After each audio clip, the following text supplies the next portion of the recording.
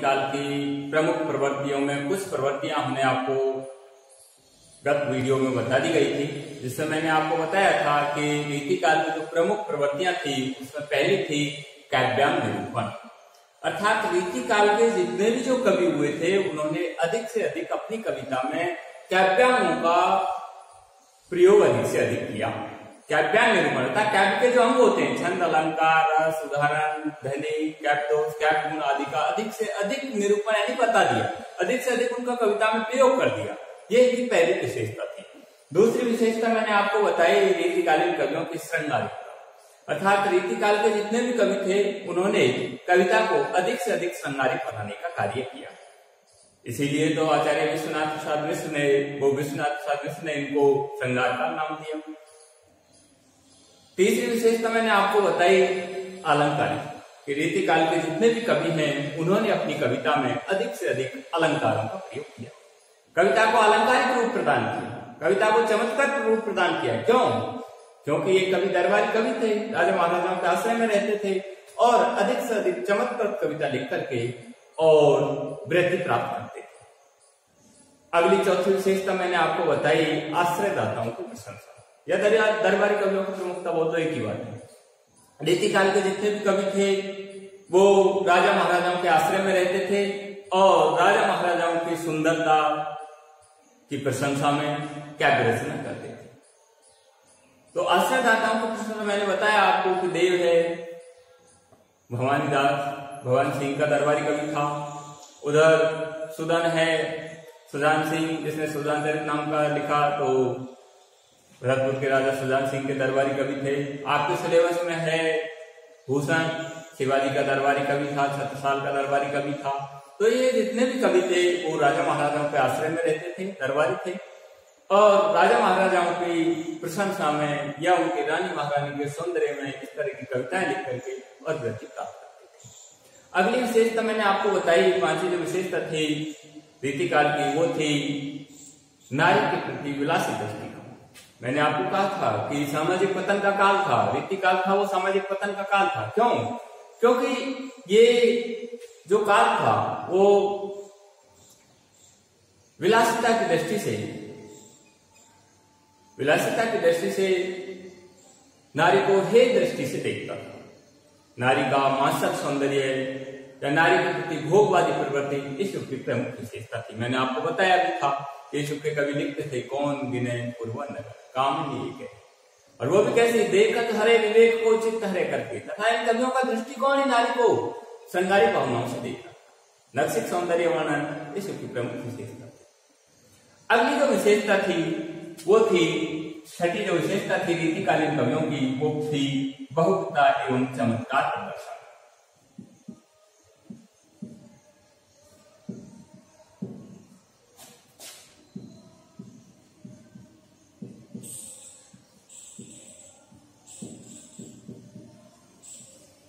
देखिए बहुकता एवं चमत्कार प्रदर्शन रीतिकाल के कवियों की अगली जो छठी विशेषता थी वो थी बहुकता एवं चमत्कार। बहुकता का मतलब होता है ये कवि अपने दोहे के माध्यम से, अपने पदों के माध्यम से बहुत सारी बातों की जानकारी देना चाहते थे।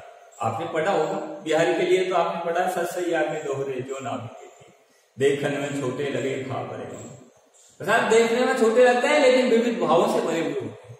तो इस तरह रीतिकाल के जो भी कवि थे ये सीमित दोहे के माध्यम से, सीमित पदों के माध्यम से बहुत सारी जानकारी देना चाहते थे और जानकारी देने के साथ साथ एक चमत्कार प्रदर्शन।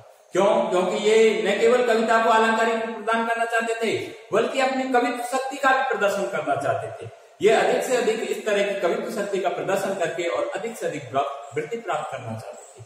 तो साथ साथ में ये इस तरह की अलंकारिक, इस तरह की चमत्कारिक कविता के माध्यम से अपनी पांडित्य या विद्वता को भी दिखाना चाहते थे। आपने देखा होगा जायसी ने लिखा है, जो जायसी स्वरूप बिहारी जी ने लिखा है। एक जगह आपने देखा होगा कि भक्ति और नीति की बातें लिख रहे हैं, कहीं वो गणित की बातें लिख रहे हैं, कहीं ज्योतिष की बातें लिख रहे हैं, कहीं इतिहास पुराण की बातें लिख रहे हैं। अगर तो बहुत सारी जानकारी उन्होंने अपने दोहों के माध्यम से दी। बिहारी का आपने पढ़ा होगा, एक जगह भक्ति के संबंध लिखा है, मेरी भोपादा हरो गाथा ना करी जा तन की झाई परे श्याम हरि तो। कहीं भक्ति की बात बता दी, फिर नीति की बातें बता रहे हैं। नल की ओर न देव की गति एक कर जो, जय तो नीचो है चले तय तो ऊंचो। कहीं गणित की जानकारी दे रहे हैं, आपने देखा होगा गणित की भी जानकारी दे देते हैं। गणित की जानकारी दे रहे हैं, कैक सवे बेंदी दिए आंख 10 गुनो हो, तिये लिलार बेंदी दिए अगणित वर्त दो।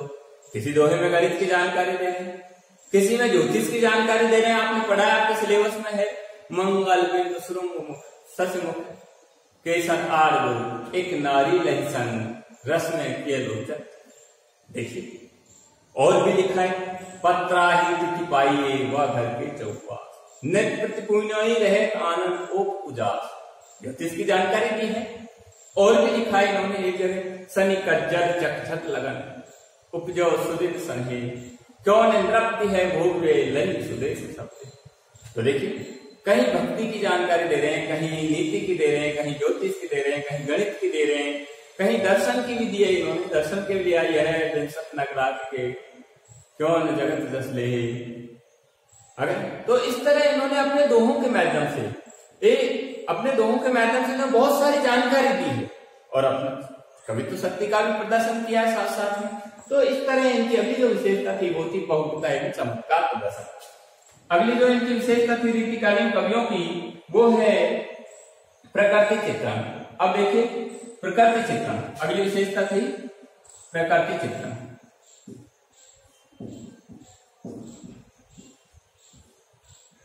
अब ये बात मैं आपको पहले ही बता चुका हूं कि हिंदी साहित्य के आदिकाल से लेकर के और आधुनिक काल का अब तक हिंदी साहित्य के कवि हैं वो प्रकृति को साथ लेकर चले।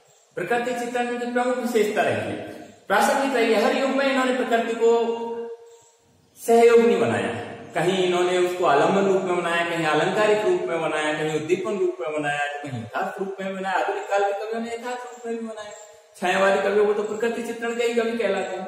अगर रीतिकाल में आप देखिए बिहारी ने लिखा है, कहलाने एक कसवत अहि मयूर मृगवाग जगत तपोवंशों की ओर रखता। प्रकृति चित्रण क्या है?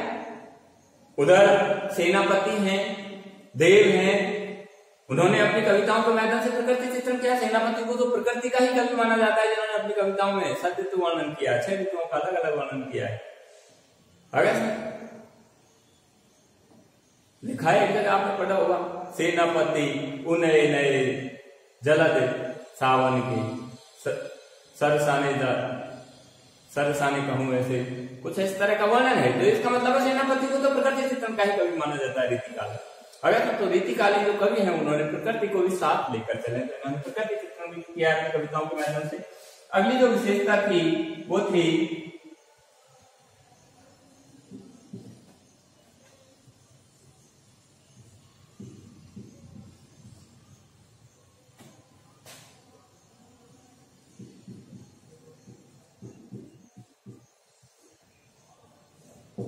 वीर रस पर। देखिए मैंने आपको बता दिया था कि रीतिकालीन कवियों ने न केवल श्रृंगार रस का वर्णन किया, बल्कि रीतिकाल में रीतिबद्ध, रीति सिद्ध, रीतिमुक्त के अलावा इन्होंने रीतिमुक्त कविताओं के अलावा इन्होंने वीर रस की कविताएं लिखी। आपके सिलेबस में है भूषण है, वो वीर रस के कवि हैं। तो इन्होंने इसी युग में अर्थात रीतिकाल में ही बहुत सारे कवि हैं वो वीर रस को भी उन्होंने कविता का विषय बनाया है, वीरता को भी उन्होंने कविता का विषय बनाया है। भूषण में आपने पढ़ा होगा, वेद राखे विदित पुराण पर सिद्ध राखे। शिवाजी के शिवबावली में लिखा है, उन्होंने शिवाजी के सौंदर्य का वर्णन करते हुए कहा है, शिवाजी की वीरता का वर्णन करते हुए कहा है, लिखा है, वेद राखे विदित पुराण पर सिद्ध राखे, राम नाम रखे और रस न सुगर में, हिंदुत्व की छोटी रोटी राखी है सिपाही की कांधे पर जले हुए माला राखी घर में। अगर तो इस तरह इन्होंने वीर रस का प्रयोग अपनी कविताओं में किया है। अगली जो विशेषता है वो है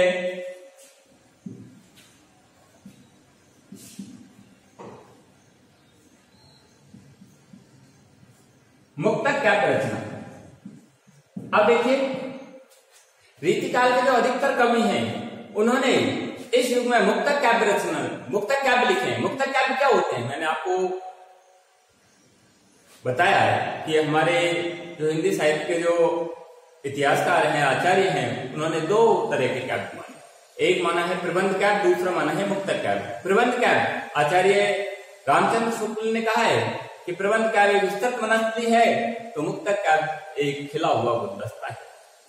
अब देखिए प्रबंध काव्य क्या होता है, मुक्तक काव्य क्या होता है। प्रबंध काव्य होता है जिसका एक दोहा पूर्वापर दोहे से जुड़ा हुआ हो, अर्थात इसका एक दोहा है वो आगे पीछे के दोहे से जुड़ा रखे, इसके बाद क्या हुआ, इसके बाद क्या हुआ, उसमें से अगर एक भी दोहे को हम हटा देंगे तो संपूर्ण कथानक वो भंग हो जाएगा।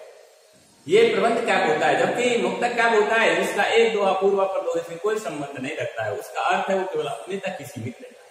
आपने देखा होगा बिहारी पढ़ाया आपने, बिहारी की जो रत्नाकर बिहारी रत्नाकर है उसमें आप कहीं भी किसी भी दोहे को कहीं भी उठा करके रख दो, उसके अर्थ में कहीं भी भंगता नहीं आई। क्यों? क्योंकि उसका एक दोहा है दूसरे दोहे से कोई जुड़ा भी नहीं रखता, उसका अर्थ केवल अपने तक ही सीमित रहता है। आपने पढ़ा होगा बिहारी में लिखा है, पहला दोहा उन्होंने लिख दिया, मेरी वफादा हरो राधा नागर सो जातन की झाई परे श्याम की हो, भक्ति का लिख दिया। दूसरा दोहा लिख दिया, नलके और नल नीर की गति का जो जैतो नीचे है तले तुम तो क्या कर दिया, नीति का लिख दिया। तीसरा लिख दिया उन्होंने वनरस लालच लाल की मुंडी धरी लुका सो करे वो संगार का लिख दिया। चौथा लिख दिया, कह समय बेंदी दिए आप तेली लाल बेंदी दिया। तो देखिए एक दोहे में क्या कहा है, दूसरे में क्या कहा है, तीसरे में क्या कहा है। आप एक दोहे का दूसरे से कोई जुड़ाव नहीं है, उसका कोई कथानक का कोई क्रम नहीं है, उसका एक दोहे का जो अर्थ है वो केवल अपने तक ही सीमित है। जो मुक्तक काव्य रचना होती है और रीतिकाल के कवियों ने अधिकतर इसी मुक्तक काव्य रचना का प्रयोग किया। अगली जो विशेषता है वो है